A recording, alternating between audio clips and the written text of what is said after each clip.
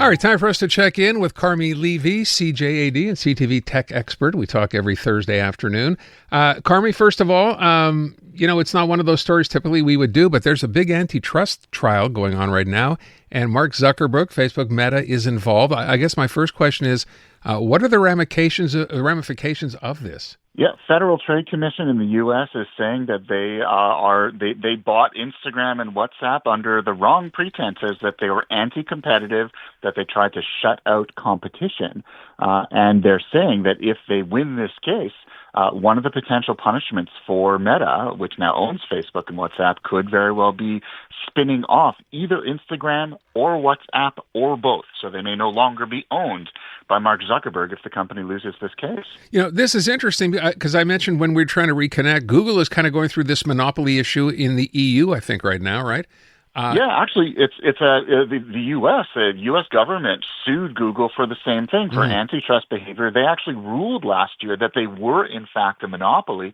And right now, they're in what's called the penalty phase. They're deciding what the punishment should be. And one of those punishments could be Google getting rid of either the Chrome browser or the Android mobile operating system that runs most of the world's smartphones, or both. And so what's interesting is these cases are playing out in parallel. What they're saying is Google is more of a monopoly than Meta ever was, because we don't really have any alternatives to Google search, whereas if you want to use other social media platforms, there's always TikTok or X or even Snapchat. Right. You still have lots of choice in social media. By the way, where were we on TikTok in the U.S.? That was put on hold for 90 days, I think. Anything new on that?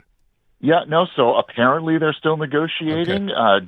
June is now our new sort of target date, June 19th. But again, Donald Trump says one thing, that they're getting closer to a deal, and the Chinese government is saying, we're not supportive of this deal at all. And so I think the truth, of course, always lies somewhere in the middle. Don't trust what you hear coming out of the White House. By the way, so we both sort of troll social media to some degree because we're trying to find interesting stories. And one of the things I mentioned off the top of the news today, I have never seen, and not surprisingly, I guess, given the situation as far as tariffs go, I have never seen so much reaction from Chinese sites and Chinese business people letting everybody know, hey, that stuff you bought that you thought was made in Paris or made in Italy and cost you $20,000? Well, guess what?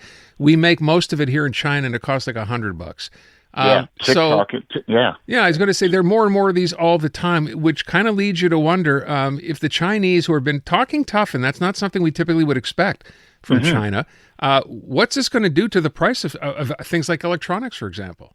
Electronics prices are likely going to go up because we know the U.S. government has said, Howard Lutnick, the Commerce Secretary, has said they're now going to negotiate over the next 90 days deals with China to kind of arrive at what an appropriate tariff level is, and they're doing the same thing with other countries.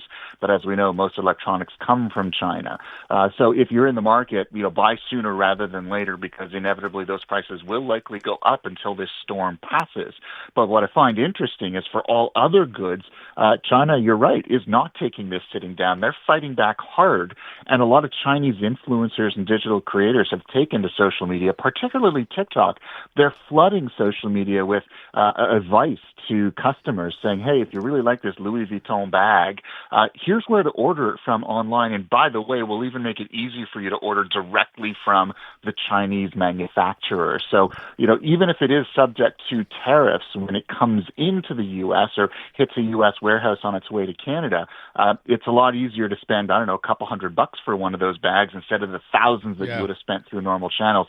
So China is really being kind of nasty here, and it looks like it's setting up for a battle royale over tariffs between the two countries. And of course, Canada's going to be on the sidelines. Yeah, I wonder if that applies. This idea of those bags, which cost hundreds, not thousands of dollars, as you just outlined. So, can you imagine that, like a laptop, maybe like an Apple laptop, right? That costs $1,200, $1,300, $1,500 here. Do you think that really costs $200 or $300 in China? No, it's certainly not that. And I think it's a bit of a different situation with electronics versus, say, luxury goods like bags and clothes, simply because electronics, they do demand some they're made of very sophisticated components.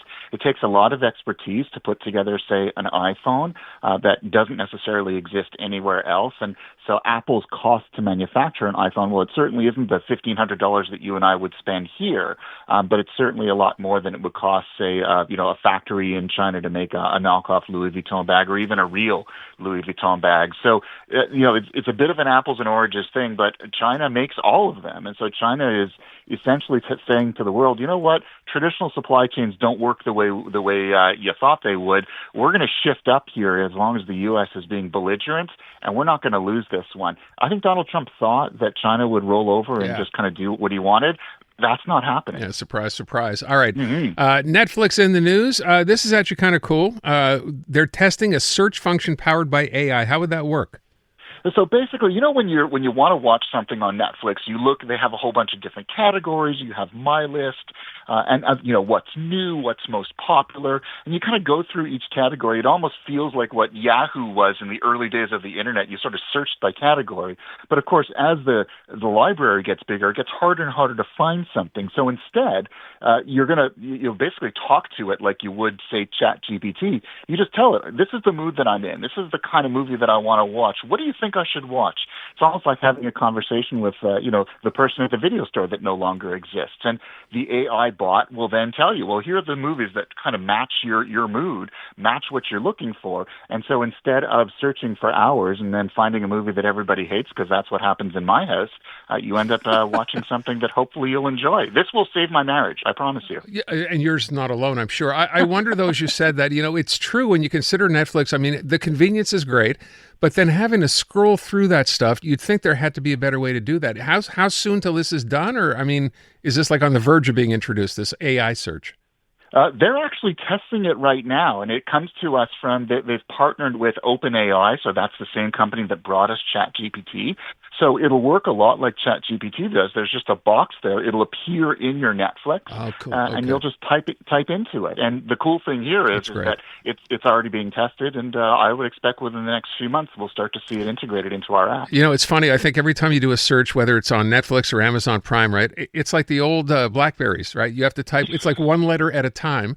Try to match a title. As you get close enough, you scroll over. Oh, that's not quite it. So, yeah. Looking forward to that. All right. Last thing I want to mention. We've been talking about this, it seems to me, for a while, right? Delivery by robot, but this is now being tested in the U.S. How close are we? So we're pretty close. So DoorDash is starting to test robotic deliveries using it in Los Angeles and Chicago. It's based on technology.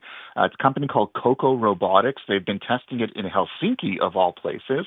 And basically what it looks like, a giant beach cooler. It's pink. It's really cute. It's on wheels. It's got a little flag on it. And it rolls autonomously down the sidewalk, and it sort of goes from the restaurant to your house. So instead of a DoorDash driver getting in a car with your bag of dinner, it goes into this cooler and it shows up at your house. The cool thing here is that it's already been in use for a year in Helsinki. They've done over 100,000 deliveries. No one has died. There have been no accidents, and it's gone really well. Now they're going to scale it up in LA and Chicago. 600 restaurants have already signed in, and I'm thinking this is pretty cool. This is, obviously if you're a DoorDash driver or an Uber Eats driver, you're probably not happy about this. Your job may go away if this is successful. But I think for the rest of us, we can agree, if we can have fewer cars driving people's meals on Montreal streets, instead have these little things rolling down the sidewalks, saves on traffic, and it ensures that we get our meals hot or cold or whatever. It might, in many cases, it'll cost DoorDash less because they don't have to pay a driver. And pretty much you don't have to worry about the driver eating your food. All right. I kind of like that. That's happened to me. So it's happened to a few people. All right. Carmi Levy, TV tech analyst. Thank you, Carmi.